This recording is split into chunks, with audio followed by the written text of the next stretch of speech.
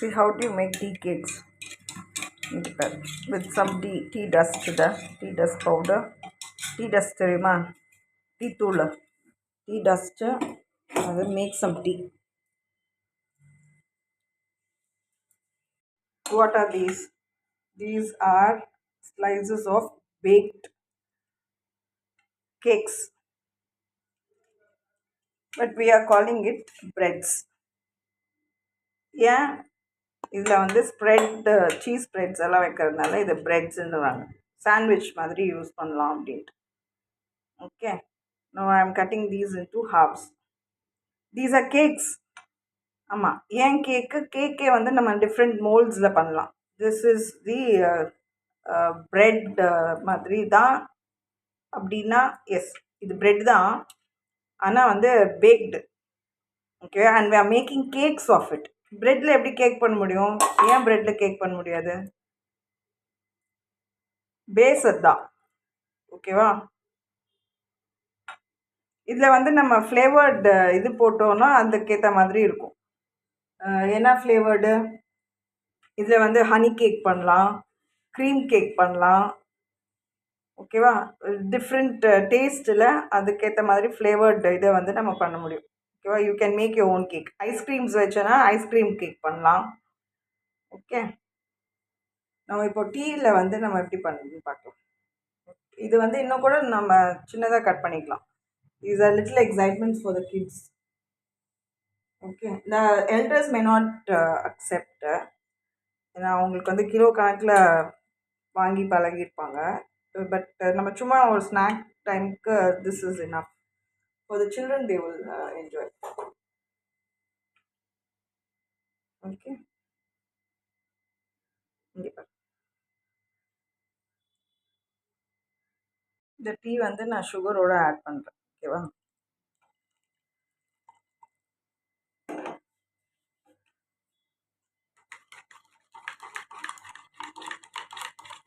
இதில் வந்து இப்போ டீ ஃப்ளேவர்டாக இருக்குது. சரியா?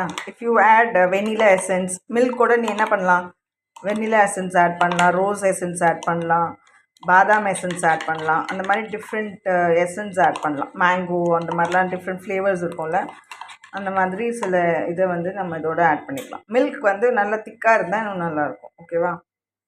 திஸ் பார்ட் வந்து நான் என்ன பண்ணுறேன், இதோட கொஞ்சம் ஊற்றுறேன். இன்னும் கூட அதை வடிகட்டணும்னா வடிகட்டிக்கலாம்.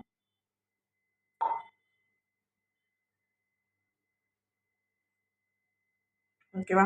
ஒன்று வந்து இதுவாக இருக்கா, ஜூஸியாக இருக்கும், இன்னொன்று வந்து ட்ரையாக வச்சுக்கோ. அடுத்ததில் திரும்பவும் இந்த இதில் அந்த வெறும் இது மட்டும் ஊற்றுறேன்.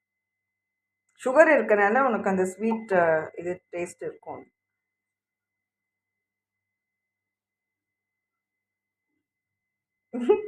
அதாவது என்ன ஏமாத்துறீங்களான்னு கேட்கக்கூடாது.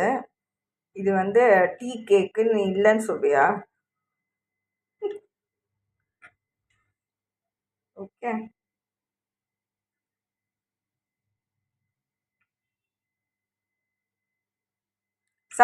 இது டீ கடைங்களெல்லாம் நீ வாங்குறதா இருந்தால் அது வந்து பைனாப்பிள் எசன்ஸ் போட்டிருப்பாங்க. வெனிலா எசன்ஸு, பைனாப்பிள் எசன்ஸ் போட்டிருப்பாங்க. அவ்வளோதான் டிஃப்ரென்ஸு. ஓகேவா? திக்னஸ் ஆஃப் இது கட் பண்ணுறது வந்து இவ்வளோ ஸ்லைஸாக இல்லாமல், பிரெட் ஸ்லைஸ் இவ்வளோ ஸ்லைஸாக இல்லாமல் இது பண்ணியிருப்பாங்க. இவ்வளோதான். ஓகே, டீ கேக் வேணால் நீ இந்த மாதிரி சாப்பிட்லாம், வாங்கி இப்படியே சாப்பிட்லாம், நீயே செஞ்சு சாப்பிட்லாம்.